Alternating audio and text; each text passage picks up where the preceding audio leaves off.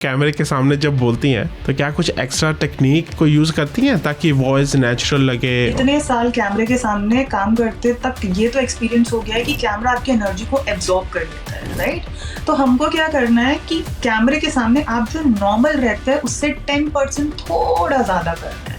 जाने से पहले स्टेज पर जो मोमेंट होता है उससे पहले क्या आप सजेस्ट करती हैं कि स्पीकर्स को करना चाहिए स्टेज पे जाने से पहले? स्टेज पे जाने से पहले ये जो डर है वो सबको लगता है। तो सबसे पहले एक एक्सरसाइज होती है डीप ब्रीदिंग की एक्सरसाइज। तो आप 10 सेकेंड्स का डीप ब्रीदिंग करके स्टेज पे जा सकते हैं। वहां पर ये सोचिए कि ये जितने भी जो लोग हैं इनको कुछ नहीं आता। आपको डर कब लगता है? जब सामने वाले को आपसे ज्यादा आता है। अगर आपको यही पता चल जाए कि आपको ज्यादा चीजें आती है और आप डीप ब्रीदिंग कर ले तो ऑटोमेटिकली सब चीज रिलैक्स हो जाता है। अब मैंने देखा आपकी रील्स में आप काफ़ी बताते हैं कि सेलिब्रिटीज़ कैसे करती हैं, वो पहले कैसे बोलती थी, बाद में वो कैसे बोली। फिल्म इंडस्ट्री में जब वो ज्वाइन करते हैं या फिर क्रिकेट को ज्वाइन करते हैं, राइट, तो वहाँ तो सबके सब इंग्लिश में बात कर रहे हैं। तो अगर आप महेंद्र सिंह धोनी का भी देखेंगे, दीपिका पादुकोण का भी देखेंगे या फिर मनोज बाजपेयी जो हैं उनका देखेंगे, तो ये किसी को नहीं आती थी स्टार्टिंग में बहुत अच्छी इंग्लिश, लेकिन धीरे धीरे सबके कम्युनिकेशन कोच होते हैं। आपने एक बात की थी कि पॉज लेना है एंड लिसनिंग,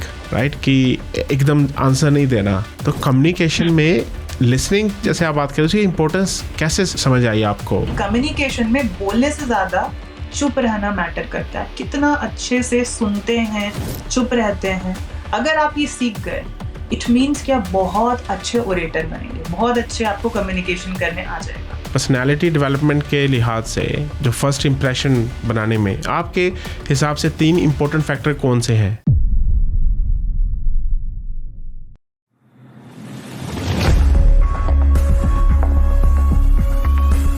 हेलो दोस्तों, welcome back to meet the Mavericks podcast. मैं हूं रोहित, आपका होस्ट। आज हमने बात की है पब्लिक स्पीकिंग के बारे में, कम्युनिकेशन के बारे में, कि कौन सी टेक्निक्स है जिससे हम अपनी पब्लिक स्पीकिंग और कम्युनिकेशन को इम्प्रूव कर सकें। आज की हमारी जो गेस्ट है उनका नाम है साक्षी। वो यूट्यूब पे, इंस्टाग्राम पे काफ़ी वायरल कंटेंट बनाती हैं और लोगों को सिखाती भी हैं, कोचिंग भी देती हैं कि पब्लिक स्पीकिंग कैसे की जाए, कैसे हम उससे बेटर बन सकें। काफ़ी इम्पोर्टेंट एपिसोड है क्योंकि मैं मानता हूँ कि कम्युनिकेशन और पब्लिक स्पीकिंग ऐसी स्किल है जो हर किसी को आनी चाहिए, हर किसी को बोलना आना चाहिए, हर किसी को कम्युनिकेशन आना चाहिए। और सबसे इम्पोर्टेंट बात, हर किसी को लिसनिंग सीखनी चाहिए कि कैसे लिसन किया जाता है। बड़ा इम्पोर्टेंट एपिसोड है, पूरा देखिएगा प्लीज़। पर जाने से पहले मैं चाहता हूँ कि आप प्लीज़ इस पॉडकास्ट को सब्सक्राइब करें, लाइक करें, कमेंट करें एंड प्लीज़ शेयर करें। आपका हर एक लाइक कमेंट मुझे प्रेरित करता है कि मैं एक नए एपिसोड लेके आऊँ जिससे हम इंस्पायर हो सकें और अपनी लाइफ को बेटर कर सकें। तो चलिए बात करते हैं साक्षी से। Hello Sakshi, welcome to meet the Mavericks podcast. Thank you so much for having me. No, thanks How are you for doing? you. I'm doing okay, thanks. How are you? I'm doing good. I'm Good. looking forward to this conversation. Yeah, me too. I know you are a bit under the weather. So दोस्तों, साक्षी आज 100% नहीं है पर फिर भी वो हमारे साथ आई हैं। So thank you very much. Gratitude to you, Sakshi.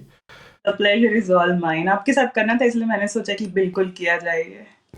Very important topic भी है हमारा आज, पब्लिक स्पीकिंग एंड कम्युनिकेशन, जो काफ़ी लोग करते नहीं है, सॉफ्ट स्किल ये एक्वायर नहीं करते हैं, वो ये टेक्निकल स्किल्स या दूसरी स्किल्स को एक्वायर करते रहते हैं। पर तो मैंने सोचा क्यों ना मैं कुछ ऐसा गेस्ट लेके आऊँ, कोई ऐसे मैवरिक्स लेके आऊँ जिनके साथ बातें कर सकें। तो मैंने फिर इंस्टाग्राम पे सर्च किया तो आपका रील आया, तो मैंने देखा, तो मैंने कहा oh wow, Sakshi is doing pretty great. So मैंने कहा चलो इन्वाइट करते हैं साक्षी को। तो साक्षी, मैं चाहता हूँ बात करने से पहले हम बताएं आपकी जर्नी कैसे स्टार्ट हुई इसमें, कैसे आप आए इसमें? So earlier I used to work at Unacademy. तो Unacademy जो एक प्लेटफॉर्म है, वहाँ पर मैंने अपने वीडियोस बनाने चालू किए थे यूपीएससी, सोशियोलॉजी और यूजीसी नेट वालों के लिए। फिर somehow मैंने स्विच कर लिया इंग्लिश में। मैंने सोचा कि मुझे ये कम्युनिकेशन बहुत ज़्यादा अच्छा लगता है, तो क्यों ना मैं सोशियोलॉजी के साथ साथ थोड़ा सा इससे रिलेटेड भी लोगों को बताने लग जाऊँ। तो फिर उस समय क्या हुआ था कि टिकटॉक पे वीडियोस लोग बनाते थे, टिकटॉक काफी ज्यादा चलता है ना, तो मैंने टिकटॉक पे भी बनाए, लेकिन वो बैन हो गया कुछ तरीके से, और फिर तुरंत ही इंस्टाग्राम पे रील आने लग गए। तो मैंने सोचा चलो इस पे भी ट्राई कर लेते हैं। तो जैसे ही मैंने डाले 3-4 वीडियोस, कैसे नहीं पता मुझे, लेकिन वो वायरल होने लग गए। 30,000 फिर 1 मिलियन व्यूज आने लग गए और ऐसे ऐसे करके जर्नी स्टार्ट हो गई। हाँ, तो लोग जो है वो मुझसे थोड़ा कनेक्ट करने लग गए कम्युनिकेशन के थ्रू। तो इस तरीके से जर्नी स्टार्ट हुई और अभी 2025 में ऑलमोस्ट 6,82,000 के लगभग फॉलोअर्स होंगे मेरे आसपास। तो वैसे ही जर्नी स्टार्ट हो गई। No, that's great, that's great. तो Yeah. अभी आप कम्युनिकेशन पब्लिक स्पीकिंग आप टीच करते हैं और जी, आप क्लासेस भी करते हैं, सिर्फ ऑनलाइन ही करते हैं? सिर्फ ऑनलाइन, सिर्फ सिर्फ ऑनलाइन ऑनलाइन। कर। ओके। जी, ओके, तो ऑनलाइन आप क्लासेस भी करते हैं? हाँ, 1-to-1 क्लासेस भी 1-to-1 होते हैं क्लासेस भी मेरे, होते हैं? ग्रुप लाइव क्लासेस भी होते हैं, तो इस तरीके दैट्स से ग्रेट। चीज़ें चलती हैं। ठीक है, ब्रिलियंट। तो दोस्तों, अगर आपने अभी तक साक्षी का प्रोफाइल चेक नहीं किया तो मैं लिंक डालूंगा डिस्क्रिप्शन में, तो प्लीज़ चेक कीजिए। अगर आप ढूंढ रहे हैं किसी कोच को जो कम्युनिकेशन पब्लिक स्पीकिंग सिखा सके तो please do check out Sakshi's profile. तो साक्षी, बात करते हैं हम हुँ, ये स्टेज पर जाने से पहले, फोबिया होता है स्टेज का सबसे पहले, राइट? तो हुँ, आप वहाँ से स्टार्ट करते हैं कि जाने से पहले स्टेज पर जो मोमेंट होता है उससे पहले, तो हुँ। आप क्या करती हैं, क्या आप सजेस्ट करती हैं कि स्पीकर्स को करना चाहिए स्टेज पे जाने से पहले? देखिए, स्टेज पे जाने से पहले ये जो डर है वो सबको लगता है। तो सबसे पहले एक एक्सरसाइज़ होती है डीप ब्रीथिंग की एक्सरसाइज़। तो आप 10 सेकंड्स का डीप ब्रीथिंग करके स्टेज पे जा सकते हैं। वहाँ पर ये सोचिए कि ये जितने भी जो लोग हैं, इनको कुछ नहीं आता है। ऐसा मैं सोचती हूँ। क्योंकि मुझे बहुत पहले किसी ने बताया था कि अगर आप कोई एग्ज़ामिनेशन लिख रहे हैं, किसी कॉम्पिटिटिव की तैयारी कर रहे हैं या कुछ भी, या फिर आप किसी के सामने कुछ बोल रहे हो, तो ये समझो कि आपकी ऑडियंस को कुछ भी नहीं आता। आई नो कि उनको बहुत सारी चीज़ें आती है, सब बहुत स्मार्ट है आज के दिन में, लेकिन आपको अपने दिमाग को इस तरीके से ट्रेन करना है कि उनको कुछ नहीं आता है, तब आप बहुत ज़्यादा कॉन्फिडेंट हो जाते हैं। क्योंकि जब आपको डर कब लगता है, जब सामने वाले को आपसे ज़्यादा आता है। अगर आपको यही पता चल जाए कि आपको ज़्यादा चीज़ें आती हैं और आप डीप ब्रीथिंग कर लें, देन ऑटोमैटिकली सब चीज़ रिलैक्स हो जाता है। और थोड़ी बहुत तो गलतियाँ सबसे होती है, ह्यूमन है। जी, जी, वो तो है। तो जो जो पहली बार एक पर्सन जा रहा है वो भी सेम ब्रीदिंग हाँ, एक्सरसाइज से उसको डिफरेंस होगा? जी, जी, अच्छा, जी, 10 जी। Second breathing exercise. 10 second breathing exercise, इससे कुछ नहीं करना है, इससे बहुत सारा कॉन्फिडेंस आ जाएगा और अपने आप को थोड़ा ज़्यादा स्मार्ट समझना है सामने वाले से, हम्म। तो उससे चीज़ें बन जाती है। तो वही लोग कहते हैं कि माइंडसेट शिफ्ट करना पड़ता है। Exactly, exactly. माइंडसेट जो है, वो ऑलमोस्ट 50% चीज़ें से पहले मेरे साथ क्या होता था कि जब मैं स्कूल में थी, तो मुझे उतनी अच्छी चीज़ें बोलने नहीं आती थी। हर बार मुझे एक चीज़ सिखा दिया गया था कि अगर आपको कुछ नहीं आता है बोलने के लिए, आप सॉरी बोल के निकल जाओ। तो मैं भी यही करती थी कि 2 लाइन बोले, सॉरी बोले, वहाँ से निकल गए। फिर मैंने बोला यार ऐसे में तो चीज़ें नहीं हो पाएँगी। आपको कुछ ना कुछ अपने माइंड को ट्रेन करना पड़ेगा। तो ये जो मेरे जो मेंटर हैं, उन्होंने मुझे बताया कि आप अपने आप को थोड़ा-सा ज़्यादा स्मार्ट समझो, ठीक है? भले आपको चीज़ें नहीं आती हैं लेकिन आप एक्ट तो कर सकते हो ना, क्योंकि हमारा दिमाग जो है, वो रियलिटी में और क्या चीज़ें एक्चुअली आप उसे सिखा रहे हो, ठीक है? इमेजिनरी चीज़ें उस पे चीज़ें वो नहीं कर पाता है कि क्या सही है, क्या गलत है। तो अपने माइंड को आप ट्रेन कर सकते हो। और ब्रीथिंग एक्सरसाइज, दैट्स इट। तो आपने जैसे कहा ना कम्युनिकेशन में, तो कम्युनिकेशन में आपकी पर्सनल फेवरेट हुक क्या है? या जिसे आप स्पीच या टॉक में डेफिनेटली इंक्लूड करती हैं? तो देखिए, एक वर्ड है इंटरेस्टिंग। ये सुनते साथ ही लोग जो हैं, ये बहुत ज़्यादा ना घुस जाते हैं। तो मैं हमेशा बोलती हूँ कि I have something interesting to tell you. ये मेरा फेवरेट हुक है। अगर मुझे लग रहा है कि लोगों का अटेंशन ग्रैब करना है ना? चाहे वो ऑफलाइन हो, चाहे ऑनलाइन हो, तो हमेशा यही बोलता है, I have something interesting to tell you. तो ये मेरा फेवरेट हुक है। ये मैं जनरली यूज़ करती भी हूँ, अपनी स्टूडेंट्स को भी मैं ये सिखाती हूँ। So interesting, right? Okay, so word. Okay, so guys, write down all these hooks, right? तो काम आएंगे हमें कम्युनिकेशन पब्लिक स्पीकिंग में। एंड अभी जैसे आपने कहा ना माइंडसेट शिफ्ट करना पड़ता है, तो पर्सनालिटी डेवलपमेंट के लिहाज से जो फर्स्ट इम्प्रेशन बनाने में आपके हिसाब से 3 इम्पोर्टेंट फैक्टर कौन से हैं? पर्सनैलिटी डेवलपमेंट में देखिए, सबसे पहले क्या होता है कि लोग जो हैं वो बहुत ही ज़्यादा अंडर कॉन्फिडेंट लगते हैं। तो आपको जो कॉन्फिडेंस है, आप उसको स्टार्टिंग में फेक कर सकते हैं। तो ये एक बहुत ज़्यादा इम्पोर्टेंट रोल है कि आपको कॉन्फिडेंस जानबूझ करके दिखाना पड़ेगा। हो सकता है कि अंदर से आप बहुत ही ज़्यादा डरे हो, सहमे हो, लेकिन स्टार्टिंग में आप उसको फेक कर सकते हैं। उसके बाद आपका जो खुद का स्टाइल है, ऑथेंटिसिटी है, आप उसको धीरे-धीरे, थोड़ा-थोड़ा इंक्लूड करते जाइए।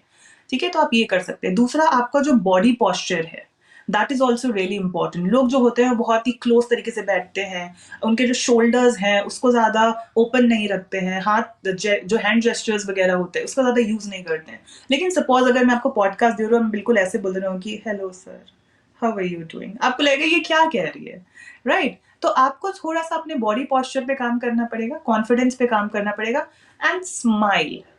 स्माइल जो है वो आप हमेशा मेंटेन रखिए। तो ये 3 अच्छे खासे चीजें हैं जो कि आप पर्सनालिटी डेवलपमेंट में कर सकते हैं।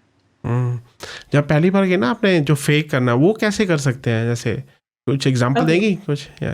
हाँ, फेक करने का जैसे कि आप क्या कर सकते हैं कि सबसे पहले आप आई कांटेक्ट मेंटेन करने की कोशिश करिए।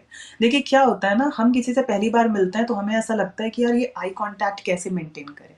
ये तो बड़ा डिफिकल्ट सा चीज़ है, क्योंकि किसी को देखेंगे तो वो सही नहीं लगता है। तो there is a rule called 3 second rule.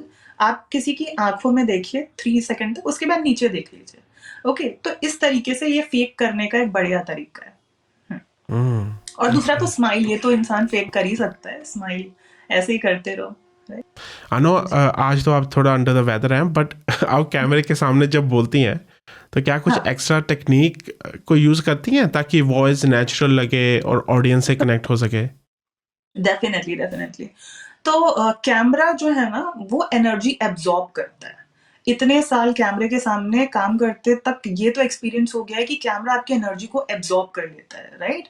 तो हमको क्या करना है कि कैमरे के सामने आप जो नॉर्मल रहते हैं उससे 10% थोड़ा ज़्यादा करना है। कि आप बोल सकते हैं कि थोड़ी ओवर एक्टिंग करनी पड़ती है कैमरे के सामने, लेकिन वो नॉर्मल लगता है, ठीक है? लोग जो ऑडियंस आपको देख रही है उनको वो बड़ा नॉर्मल सा लगता है ना? लेकिन अगर हम ऐसे बात करेंगे नॉर्मली, जैसे कि आप और मैं, ठीक है, इन पर्सन मिल रहे हैं, तो अगर मैं आपसे कैमरे के सामने जैसे बात करूँ तो आपको लगेगा ओह माय गॉड, इसमें बहुत ज़्यादा एनर्जी है ना? लेकिन जैसे हम नॉर्मल बात कर रहे हैं वो अगर मैं कैमरे के सामने करूँ तो लोगों को लगेगा बहुत ही डल एनर्जी है। तो कैमरे के सामने हमको थोड़ा-सा ज़्यादा एक्स्ट्रा करना पड़ता है, हाथ-वाथ चीज़ें ज़्यादा हिलानी पड़ती है ताकि लोगों को लगे कि येस, शी इज़ एनर्जेटिक। हम्म, हुँ, तो तो ये थोड़ा कैसे? फिर वो जेन्युइननेस कैसे आती है? लोग बिकॉज हम कहते हैं ना कि हमें जेन्युइन ही लगना है, अभी हम जेन्युइन है तो जेन्युइन ही बात करें, जैसे अभी हम अब बात कर रहे हैं, राइट? हाँ, तो फिर हुँ। ये अगर हम ऐसे, जैसे आपने कहा कुछ ऐसे, तो फिर जेन्युइननेस कहाँ गई फिर? सर वो ना देखते-देखते समझ में आ जाती है चीज़ें कि हमको कितना करना है। ज़्यादा ओवर भी होना नहीं चाहिए और बहुत ही ज़्यादा न्यूट्रल भी नहीं लगना चाहिए। जैसे कि क्या होता है कि जब कोई नया-नया बोलना सीखता है ना? तो जनरली उनके साथ क्या होने लग जाती हैं चीज़ें कि वो बहुत ही हँसते नहीं हैं, स्माइल नहीं करते हैं, उनकी आई मूवमेंट नहीं होती है, आई बॉल ज़्यादा इधर-उधर नहीं जाते हैं। वो बिल्कुल स्ट्रेट अटेंशन ऐसा वाला वो बात करते हैं, बहुत रोबोटिक लगती हैं चीज़ें। तो मैं भी जब वीडियोज़ बनाना चालू की थी, तो लोगों ने मुझे बोला कि आप तो बड़े गुस्से में लगते हो। ये क्या कर रहे हो आप? ओके, तो फिर धीरे-धीरे अपने एक्सप्रेशंस पे काम करना चालू किया मैंने। थोड़ा-सा मुझे समझ में आया कि नहीं ऐसा नहीं करना है। आपको हँसी नहीं भी आ रही है, तो भी आपको स्माइल करते हुए बोलना है। तो वो जेन्युइननेस अपने आप आपको समझ में आने लग जाएगी काम कर के। यू नो, इस जैसे आपने कहा ना अभी, जेन्युइननेस एंड प्रैक्टिस कर करके बंदा प्रैक्टिस से ही ठीक रहेगा, right? Practice makes everyone perfect basically. I mean there is no perfect, but practice makes us better. But you know, exactly. काफ़ी लोग जैसे और मैं काफ़ी करता हूँ, जैसे हुँ, जैसे अगर मैं हुँ, बात करूँ तो मैं काफ़ी यूज़ करता हूँ। तो ऐसे जो फिलर्स हम यूज़ कर लेते हैं हुँ, अनकॉन्शियसली, तो वो हुँ। आप उन्हें क्या कहेंगे कि एलिमिनेट करने के लिए कौन सी ड्रिल सबसे इफेक्टिव है? ओह या ये तो बहुत ही इंटरेस्टिंग क्वेश्चन है, क्योंकि ये लोगों के दिमाग में आता ही आता है। तो मैं एक टेक्नीक लोगों को सिखाती हूँ, उसका नाम है पॉज़ टेक्नीक। ओके? तो जब भी आपके दिमाग में ऐसा आ रहा है कि अब मुझे एक्चुअली, बेसिकली या फिर you know what I mean, ये वाली चीज़ें जो है उसकी जगह आप शांत हो जाओ, पॉज़ ले लो। तो ये आप क्या कर सकते हैं, अपने आप को रिकॉर्ड कर सकते हैं, लेट्स से फ़ोन पे, ठीक है? आप अपने आप को रिकॉर्ड करिए और जब भी ये सारे वर्ड्स आपके दिमाग में आ रहे हैं, आप पॉज़ लेना चालू करिए। तो धीरे-धीरे आपका जो दिमाग है, उसे समझ में आ जाएगा कि फिलर्स नहीं यूज़ करना है, हमको साइलेंस रहना है। तो ये होता है आपका पॉज़ टेक्निक। तो इससे जितने भी जो फिलर्स हैं ना, ये फ़िल्टर आउट होने लग जाते हैं और आपकी कम्युनिकेशन बेहतर होने लग जाती है। राइट, जी। सपोज मैंने बड़ा ट्राई किया था, तो उसके लिए मुझे एक्स्ट्रा कुछ करना पड़ेगा? क्योंकि मैं फिर भी, अगर मैं अपनी दूसरी मेरा फुटबॉल और क्रिकेट का भी पॉडकास्ट है, तो अगर उसमें देखूँ तो मैं बातें करता हूँ अपने को होस्ट से, तो काफ़ी निकल आता है अनकॉन्शियसली। तो मुझे पता ही नहीं लगता यस। कई बार। इसमें तो हाँ। ठीक है, इस पॉडकास्ट में ठीक है, पर दूसरी में निकल आता है जब हम एक्चुअल बातें कर रहे होते हैं फुटबॉल रिलेटेड, क्रिकेट रिलेटेड, तो हम्म। पोज कैसे मैं सोचूं कि हाँ मैं, क्योंकि वो अनकॉन्शियसली आ जाता है। वो आता ही आता है क्योंकि आपके सबकॉन्शियस माइंड में तो वो फिट हो गया है ना, क्योंकि आप इतने साल से चीज के लिए काफी हैबिचुएटेड है। तो उसी को कि जब भी आपके पास वक्त रहे, तो ठीक है, ज्यादा नहीं, 2 मिनट का वक्त लगता है, आप अपने आप को कैमरे पे रिकॉर्ड करना चालू करिए, या फिर मिरर टेक्निक भी कर सकते हैं, है ना।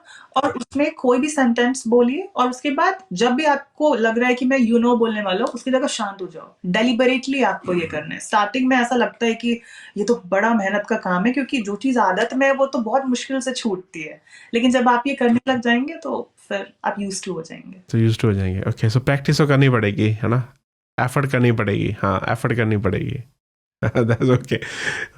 तो अगर मुझे अपने स्किल्स को अपग्रेड करना है कम्युनिकेशन में, पब्लिक स्पीकिंग में, तो ऐसी कोई रूटीन करती हैं आप डेली वाली जो हेल्प करेगी एवरी डे करने वाली, वो क्या होगी?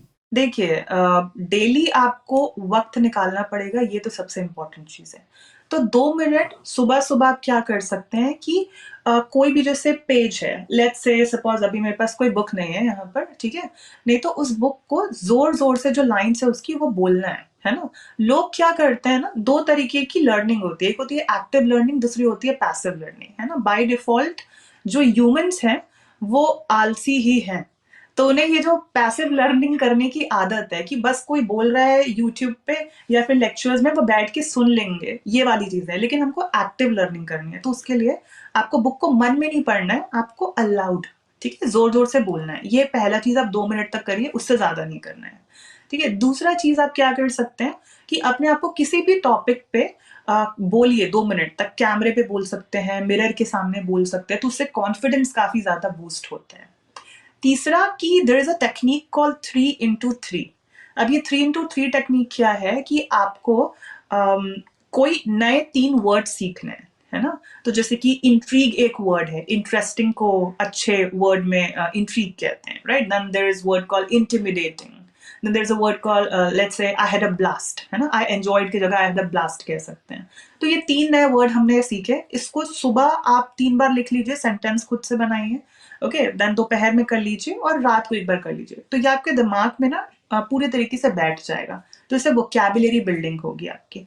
तो ये 3 अगर आप टेक्निक करते हैं तो you are good to go. ये आप 30 डेज तक करिए, आपकी इंग्लिश बहुत अच्छी होने लग जाएगी। ब्रिलियंट। कम्युनिकेशन भी, या ब्रिलियंट।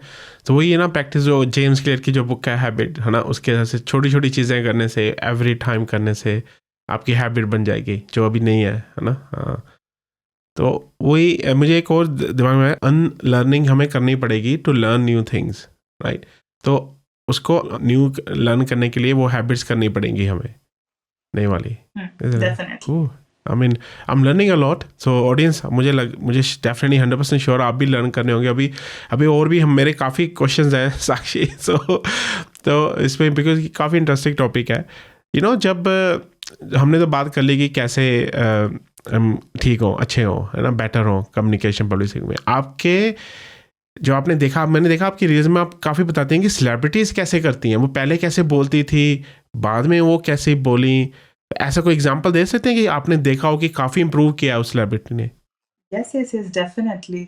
बहुत सारे एक्टर्स हैं, इनफैक्ट बहुत सारे सेलिब्रिटीज, इनफैक्ट क्रिकेटर्स जो होते हैं, वो उतने अच्छे, हाँ, वो उतने अच्छे बैकग्राउंड में, बैकग्राउंड इन द सेंस कि उनकी हो सकती है जो तालीम है, उनकी अंग्रेजी उतनी अच्छी नहीं होती है स्टार्टिंग में, क्योंकि सब कोई रांची से है, लेट्स से धोनी जो हैं वो रांची से थे, है ना। तो वहां पर, या फिर छत्तीसगढ़ है, बिहार, छत्तीसगढ़, मध्य प्रदेश, जितने भी जो स्टेट्स हैं, उसमें क्या होता है कि इंग्लिश मीडियम स्कूल्स में तो पढ़ते हैं वो, लेकिन अंग्रेजी बोलने नहीं आती है। तो there is a very difference between कि आप इंग्लिश मीडियम स्कूल से हो और आप इंग्लिश में अच्छी बातें कर रहे हो। ऐसा मुझे भी पहले लगता था कि अगर कोई इंग्लिश मीडियम स्कूल से है तो उसकी इंग्लिश बहुत अच्छी होती होगी, लेकिन ऐसा नहीं है, क्योंकि मैं भी इंग्लिश मीडियम स्कूल से थी, मेरी इंग्लिश उतनी अच्छी नहीं थी पहले, राइट। तो ऐसा एक्टर्स के साथ भी होता है। अब फिल्म इंडस्ट्री में जब वो ज्वाइन करते हैं, या फिर क्रिकेट वो ज्वाइन करते हैं, राइट, तो वहां तो सबके सब इंग्लिश में बात कर रहे हैं।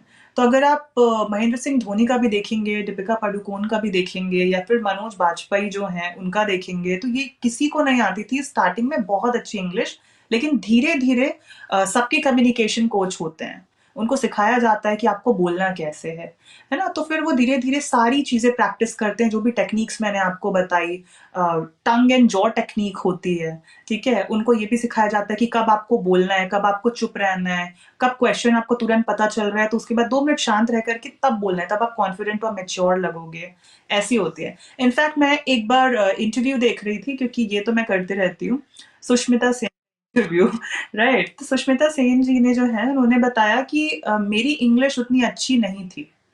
तो जब मैं मिस इंडिया के कॉन्टेस्ट में गई, मिस यूनिवर्स के कॉन्टेस्ट में गई, तो वहाँ पर जब मैं सेलेक्ट हो गई, तो जितने भी जो लोग हैं जो कि न्यूयॉर्क टाइम्स से थे, वो सब मेरा एक तरीके से मॉक इंटरव्यू लेते जाते थे कि कोई सुन नहीं रहा है और सब मुझसे इंग्लिश पे ही बात करेंगे।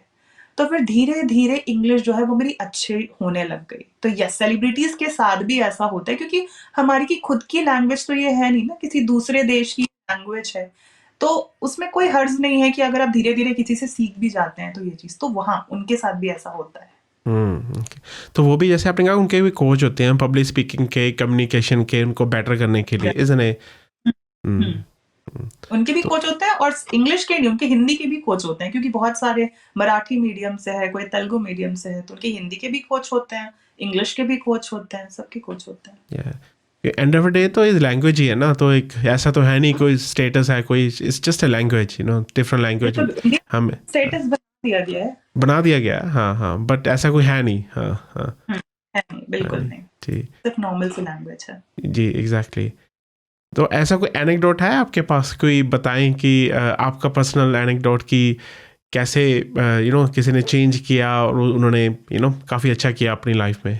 हाँ, हाँ, बिल्कुल, बिल्कुल। तो यहाँ पर मेरे एक स्टूडेंट थे, ओके? अभी पिछले ही महीने की बात है, तो वो जब मेरे पास आए थे तो उनके पास जॉब भी नहीं थी। और उनका ऐसा था कि मेरी जॉब तभी लग पाएगी जब मेरी कम्युनिकेशन बहुत अच्छी होगी, and he was from IT industry, है ना? तो मैंने कहा मैं तो आपको सिखा दूँगी, ठीक है? अपनी टेक्निकल स्किल्स जो है वो आपको खुद करनी है, कम्युनिकेशन मैं आपको सिखा दूँगी, मैं आपको जॉब इंटरव्यू के लिए प्रिपरेशन करवा दूँगी। तो बोले कि मैंने तो पहले 15 से 20 इंटरव्यू दिए हैं, है ना? तो मैंने कहा ठीक है, एक बार ट्राई कर लेते हैं, मैं भी आपको सिखाती हूँ, लेकिन मैं जो बोलूँगी आपको वही बोलना है, आप कुछ अपना एक्स्ट्रा नहीं करेंगे। तो बोले ठीक है, आप जैसा बोलो, मैं सब चीज़ तो ट्राई कर लिया हूँ, ये भी ट्राई करके देखता हूँ।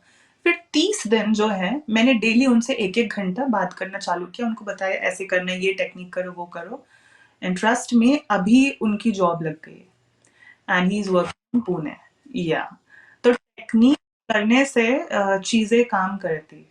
ये तो अच्छा एक्चुअली एग्जांपल है, क्योंकि अगर आप कम्युनिकेट नहीं कर पाओगे, लोग आजकल companies I don't think they looking for pure technical person, they looking for someone who can communicate, because काफ़ी इंपॉर्टेंट है कम्युनिकेशन कंपनीज में आजकल सॉफ्ट के लिए। जी, जी। जी, जी, जी, जी एग्ज़ैक्टली, बहुत ज़रूरी है कम्युनिकेशन जो है, क्योंकि सपोज़ आपको चीज़ें करने आती हैं, लेकिन आप क्लाइंट्स ही नहीं ला पाएँगे या फिर उनसे डील ही नहीं कर पाएँगे, तो फिर क्या मतलब है? हाँ, 100%, जी। 100%।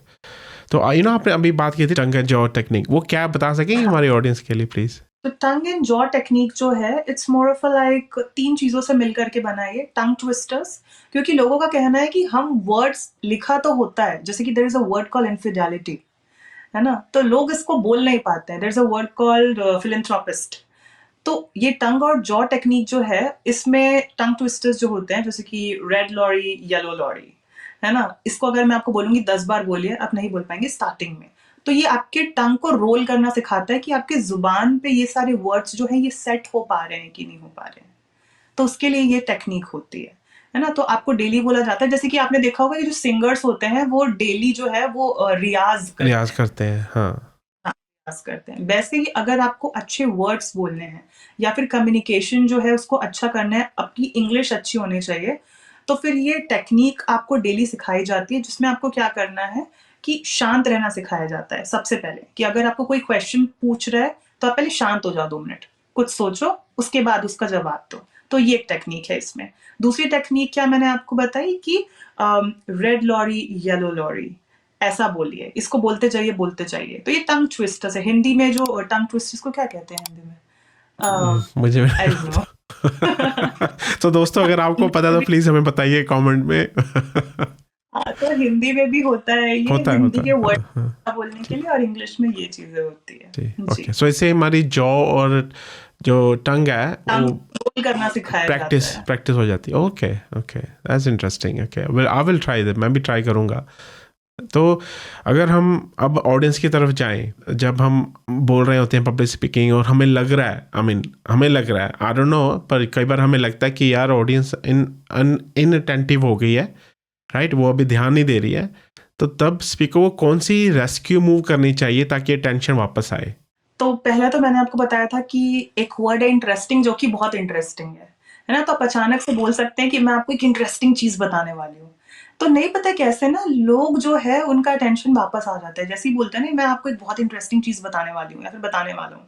तो लोग, ये एक तरीका है।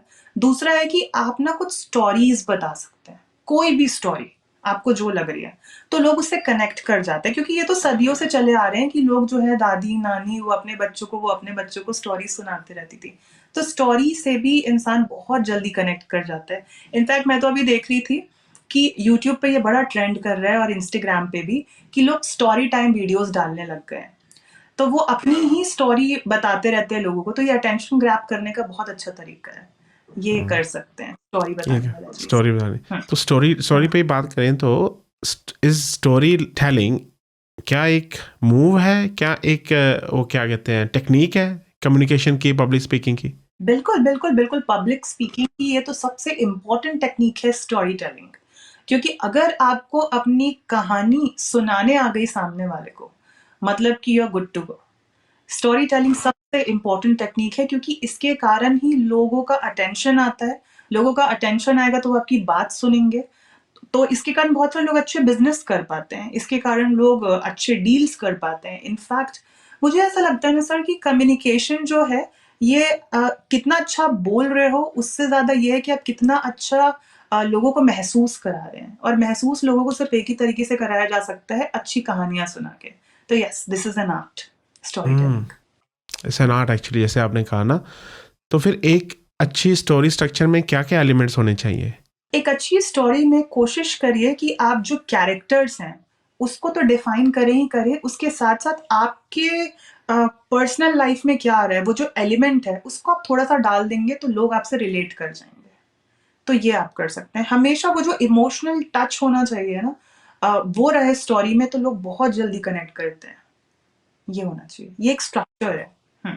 आपने एक बात की थी कि पॉज लेना है एंड लिसनिंग, राइट, कि एकदम आंसर नहीं देना। तो कम्युनिकेशन में लिसनिंग जैसे आप बात करें, उसकी इंपॉर्टेंस कैसे समझ आई आपको आपके लाइफ में, और कैसे आप लोगों को, अपने स्टूडेंट्स को सिखाती हैं लिसनिंग की इंपॉर्टेंस? तो बहुत सारे लोग, कल ही मेरे पास एक स्टूडेंट आई थी, she is a copy writer in Pune, है ना? उन्होंने मुझे कहा कि मुझे बोलना आता है, लेकिन ना लोग मुझे बोलते हैं कि मैं बड़ी रूड लगती हूँ। बहुत ज़्यादा मैं रूड हूँ, क्योंकि मैं बहुत थटर-थटर ऐसा बोलने लग जाती हूँ।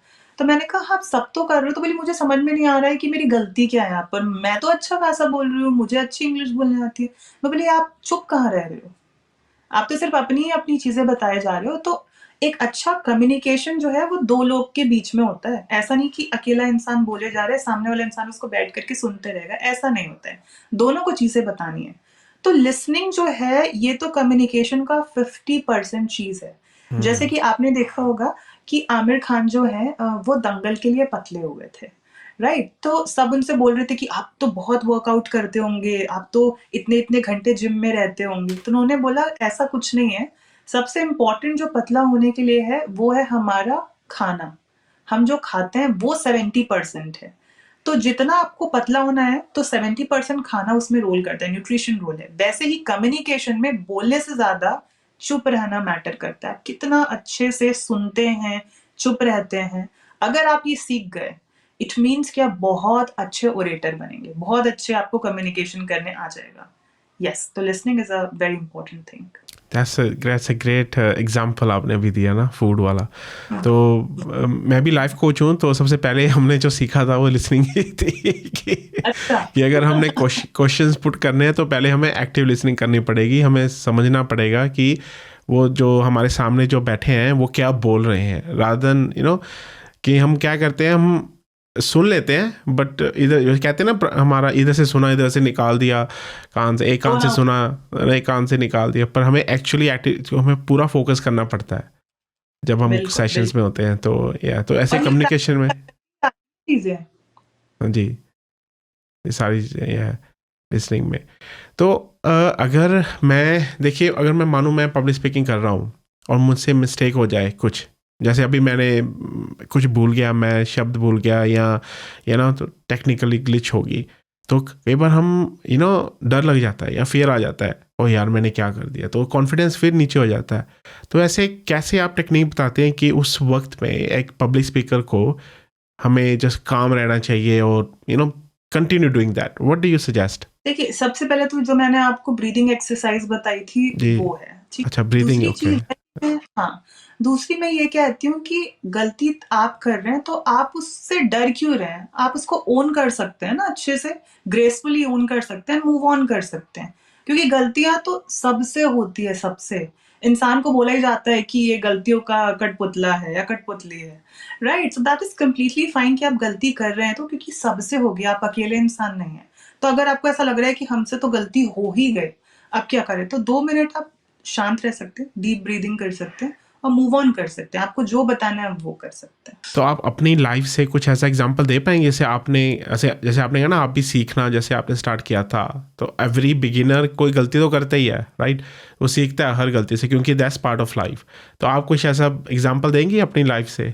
हाँ, हाँ, बिल्कुल। मैंने जब शुरुआत में यूट्यूब वीडियोज़ बनाने चालू किए थे, तो उस समय क्या था कि मुझे ही एडिटिंग करनी है, उस समय, ये था। है ना? तो मैंने सोचा कि अगर मुझे एडिटिंग करनी है, तो इट मीन्स कम गलती करूँगी, तो कम मेहनत लगेगी एडिटिंग करने में। That's true. तो तो इसीलिए मैं तो उससे आधा से ज़्यादा चीज़ सीख गई कि गलती वो करना ही नहीं है। इतनी प्रैक्टिस कर लो कि गलती हो ही ना।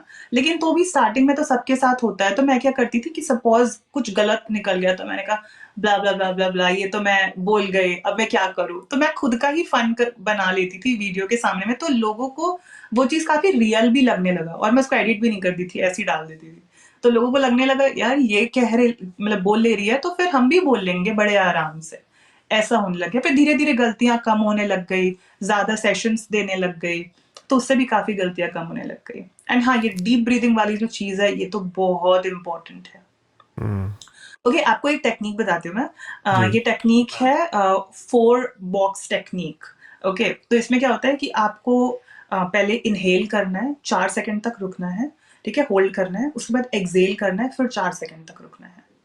तो इससे क्या होता है कि माइंड बिल्कुल रिलैक्स हो जाता है और उसके बाद फिर से आप कंटिन्यू कर सकते हैं। तो कॉन्फिडेंस डाउन नहीं होते हैं। तो क्या ये हम पहले भी कर सकते हैं, पब्लिक स्पीकिंग से, हाँ, कम्युनिकेशन से पहले या पॉडकास्ट स्टार्ट करने से पहले ऐसे कर सकते हैं? कितनी बिल्कुल, देर तक बिल्कुल। करें? 4 सेकंड। 4 सेकंड तक, बस एक बार, बस बस 4 सेकंड्स एक इन, बार। Inhale exhale, hmm, okay. Hmm, okay, hmm, hmm, okay. That's it. ठीक है, मैं जो नेक्स्ट पॉडकास्ट करूँगा ना, मैं इससे पहले ट्राई करूँगा ये। Definitely, so thank you.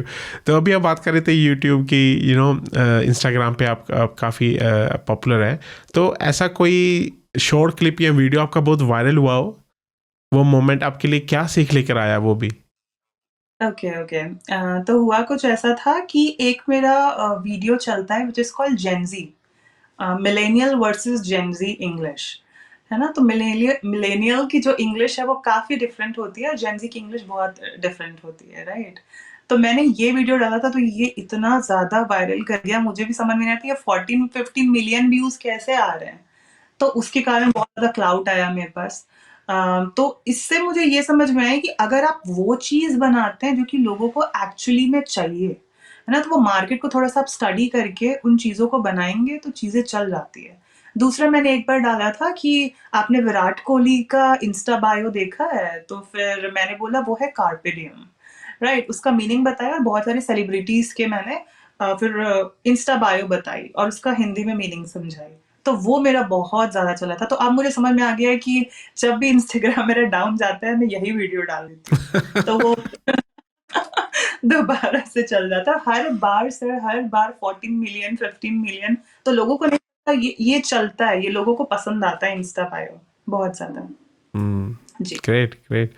तो कोई अगर आप जब से आप ट्रेनिंग भी देती हैं, तो कई बार होता है कि इतनी ट्रेनिंग देने के बाद भी कभी कभी कोई पर्सन नर्वस फिर भी फील करते हैं, तो क्या कोई ऐसे पेप टॉक या प्री टॉक से उनको कुछ कम्युनिकेशन में कुछ एडवांटेज होता है? बिल्कुल, बिल्कुल।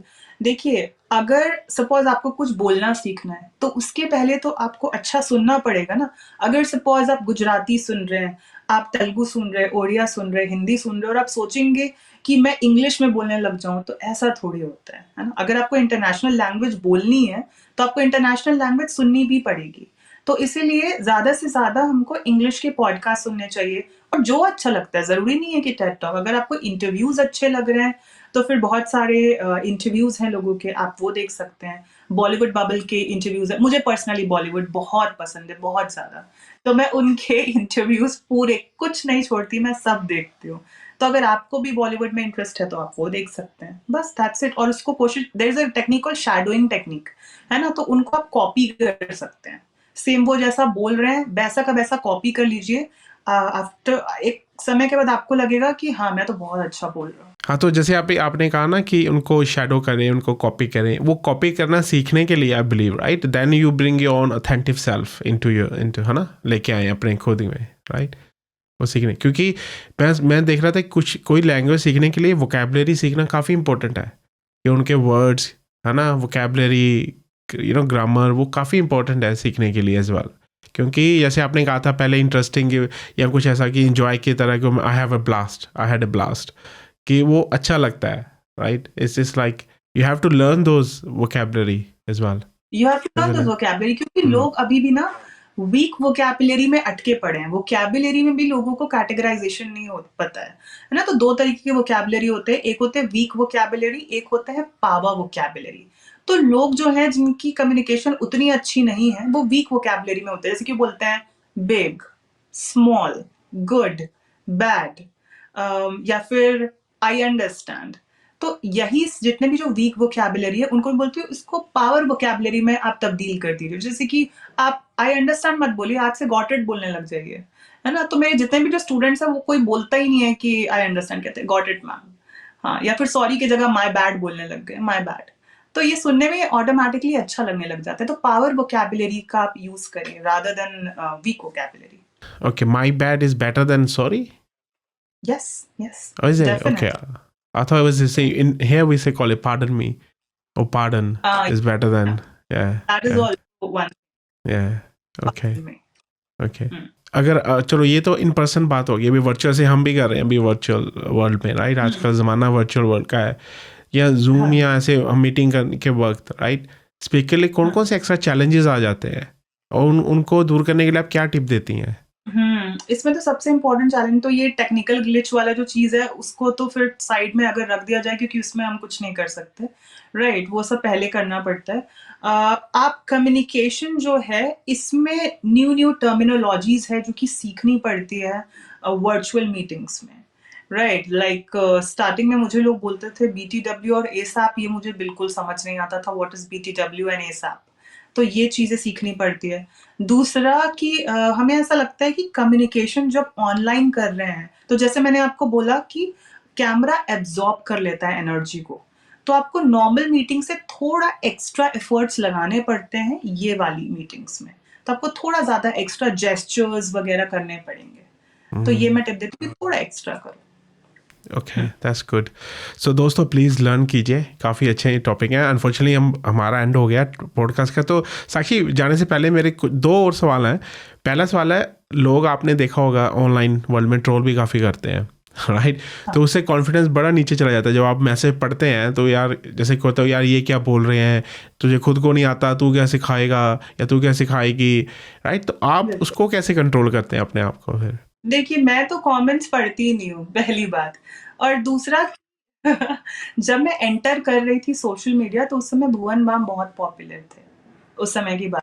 वो अभी भी हैं ऑफ कोर्स, लेकिन उस समय बहुत ज़्यादा ही वो पॉपुलर हो रहे थे। तो उन्होंने बोला कि अगर आपको यूट्यूब पे एंटर करना है, सोशल मीडिया पे एंटर करना है, तो आपको थिक स्किन्ड होना पड़ेगा। जितने भी जो पॉलिटिशियंस होते हैं या फिर सेलेब्स होते हैं, अगर वो पब्लिक के सामने आ रहे हैं, तो मतलब they are very thick skinned. अगर आपको ये करियर लेना है, तो आपको थिक स्किन्ड बनना ही पड़ेगा, क्योंकि आप एंटर करने के बाद ये नहीं बोल सकते कि अरे उसने मुझे ये बोल दिया, ये बोल दिया, ये बोल दिया, क्योंकि आप सब लोगों की राय नहीं बदल सकते, ठीक है? तो अगर आपके आसपास वाले खुश हैं आपसे, तो दैट इज कम्प्लीटली फाइन, क्योंकि सबको आप खुश नहीं कर सकते। तो ठीक है, बोल दिए तो बोल दिए, हमको अपना काम करना है और आगे बढ़ना है। Very true. तो अभी आपने थिक स्किन, ऐसा कोई टिप है उसके लिए आपके पास? तो अगर आपको थिक स्किन बनना है तो उसके लिए एज सच कोई टेक्निक तो नहीं है, लेकिन आप लोगों की परवाह कम करिए, क्योंकि आप सबको खुश नहीं रख सकते। तो जिस दिन आपको ये चीज़ समझ में आ जाएंगी चीज़ें कि हाँ भाई मैं खुश हूँ, मेरे आसपास के मेरे मॉम डैड खुश हैं और मैं लोगों की भलाई कर रही हूँ इस चीज़ से, और आपका मेन मोटिव क्या है कि आप कहाँ जाना चाहते हैं, देन सब चीज़ बहुत क्लियर हो जाता है। फिर आप उतना ध्यान नहीं देते हैं वो सारी चीज़ों में, आप थिक स्किन्ड हो जाते हैं। तो वही माइंड सेट शिफ्ट कर ले, जो आपका पर्पस है उसके लाइन रहे बस उसके साथ, यही मेरे लग रहा है ना। हाँ ठीक है। तो जाने से पहले लास्ट वाला मेरा, अगर कोई 18 ईयर ओल्ड है, कम्युनिकेशन स्किल, उसका कोई गोल है कि मुझे कॉन्फिडेंट कम्युनिकेटर बनना है, तो उसने अपना गोल दे दिया कि नेक्स्ट 90 डेज में मुझे करना ही करना है, अच्छा बनना ही बनना है, ऐसे कौन से टॉप 3 एक्शनेबल स्टेप्स आप उनको कहेंगे कि वो करें, उनको ये इसके लिए सलाह दें आप? Shadowing technique is one of the most powerful technique in communication. तो ये आप करना चालू कर दीजिए। Forget about grammar, phrases, vocabulary, सब भूल जाइए। ठीक है, आपको सिर्फ शैडोइंग टेक्निक करना है कि आपको डेली नया इंटरव्यू सुनना है, ओनली फॉर 10 to 15 मिनट्स, उससे ज्यादा नहीं, है ना, क्योंकि बाकी काम भी है करने के लिए। आप इतना सिर्फ सुनिए और अपने आप को 2 मिनट के लिए कैमरे पे रिकॉर्ड करिए। मैं आपको बता रही हूँ, अगर आप ये नेक्स्ट 30 डेज भी करते हैं, फॉरगेट अबाउट 90 डेज, आप 30 डेज भी करते हैं, आपको अपना कॉन्फिडेंस यहाँ से यहाँ नजर आएगा। बस करके तो देखिए, बस बोलो, लोग सुनते हैं बोलते नहीं है। तो ये पहला है, शैडोइंग टेक्निक करिए। दूसरा कि आप उसी इंटरव्यू को जब सुनेंगे तो आपके पास ना बहुत सारे नए नए वोकैबुलरीज होंगे, क्योंकि लोग एक्चुअली बोलते हैं बहुत अच्छे अच्छे वोकैबुलरी, फ्रेजेस, ये सारी चीज को यूज करते हैं। आप उसे जॉट डाउन करिए और उसका मीनिंग देखिए। और ना एक चैलेंज होता है, ये मैं अपने स्टूडेंट्स को चैलेंज कराती हूँ, उसका नाम है वर्ड बैंक चैलेंज, है ना। तो आपको उन्हीं जो वोकैबुलरी है उससे एक पैराग्राफ बनाना है, कोई भी स्टोरी बना दीजिए, कोई भी स्टोरी। तो ये आप कर सकते हैं। तीसरा टेक्निक है, it's called the rapid fire communication. Okay, ये मेरा खुद का बनाया हुआ है, ये किसी का टेक्निक नहीं है। तो उसमें मैं क्या करती हूँ, suppose this is a one paper, right. तो इसमें बहुत सारी चीजें बनी हुई है, like we have Taj Mahal, we have this this this, ये सारी चीजें हैं इसमें। तो मैं बोलती हूँ आप इसके बारे में बोलिए, फिर इसके बारे में तुरंत बोलिए, फिर इसके बारे में बोलिए, इसके बारे में बोलिए, इसके बारे में, ऐसे। तो ये ना क्विक रिहर्सल हो जाता है कि आपका ब्रेन कितना फास्ट काम कर रहा है। तो ये एक चीज कर सकते हैं। और एक लास्ट टिप जो मैं अपने साइड से देना चाहूंगी, which is called the cow technique. Okay, तो काउ टेक्निक तो मेरा इतना फेवरेट है। तो उसमें क्या करना है, आपको एक लाइन बोलनी है, जैसे कि काउ गिव्स मिल्क। ओके, तो जो आखिरी वर्ड है, लेट्स से मिल्क, तो आप मिल्क से नया बनाइए कोई। Milk is very important for our body. Body से बनाइए कि body is very important for our health. तो देखिए, आप स्टार्ट कहाँ से कर रहे हैं और एंड कहाँ से कर रहे हैं। तो आपकी जुबान जो है वो बहुत ही फास्ट काम करेगी, प्लस आपका ब्रेन भी बहुत फास्ट काम करेगा। तो cow technique is also very good technique. Great techniques. कोई मुझे टिप देंगी मेरे जो मैं कैसे इंप्रूव करूं अपने आप को? आपने मुझे देखा बात करते हुए। आपकी तो बहुत अच्छी है, आपकी तो वॉइस भी बहुत अच्छी है। वो एक्चुअली वो माइक है वो माइक का काम। राइट, वो एक्चुअली मैं ब्रीदिंग डेफिनेटली करूँगा, वो मुझे लग रहा है मुझे काफ़ी होगी, क्योंकि मैं काफ़ी ना, अगर आप मेरी दूसरी पॉडकास्ट सुने तो मैं काफ़ी बोलता हूँ बीच में फिलर। अच्छा, तो मुझे लग रहा है वो ब्रीदिंग टेक्निक मुझे करनी पड़ेगी। जी बिल्कुल, आप उसमें पॉज टेक्निक कर सकते हैं, ब्रीदिंग टेक्निक कर सकते हैं। ये तो सबके लिए काफी जनरलाइज टेक्निक है, हर कोई कर सकता है। थैंक यू साक्षी। आपका लाइक आई सेड अर्लियर, आपका अच्छा नहीं था, आप ठीक नहीं फील कर रहे थे, फिर भी आए, आपने टाइम दिया हमें। So thank you very much for coming on to the show. It is all mine sir, thank you so much for having. Thank you. चलो दोस्तों, आपने तो काफ़ी सीखा होगा, मैंने तो भी काफ़ी सीखा है। कि आप मुझे हमें बताइए, आप अपने लाइफ में क्या चेंजेस लेके आएंगे ताकि आप अच्छे कम्युनिकेटर बन सकें, अच्छे पब्लिक स्पीकर बन सकें। तो चलिए फिर मिलेंगे नए मैवरिक के साथ next week. Till then take care, stay safe and bye for now.